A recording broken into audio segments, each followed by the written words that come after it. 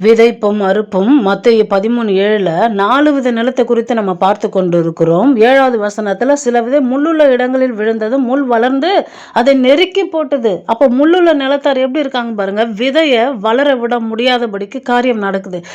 ஏன்னா வசனத்தை கேட்கறாங்க, வசனம் உள்ள போகுது, ஆனா வேலை செய்யல. ஏன் வேலை செய்யல?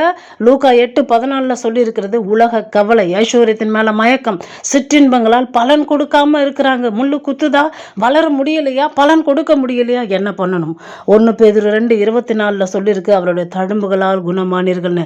காயப்பட்டிருக்கிறீங்க, வேதனைப்பட்டிருக்கிறீங்க, பலவீனப்பட்டிருக்கிறீங்க, இயேசு ரத்தத்தை பூசிக்கொள்ளுங்க, பாதுகாப்பாய் வளருங்கள். ரத்த கோட்டைக்குள் இருக்கிற உங்களை எந்த ஒரு தீங்கும் அணுக முடியாது. ஒரு நாள் முள் சுட்டெரிக்கப்படும், நீங்கள் செழித்து வளருவதை காண்பீர்கள்.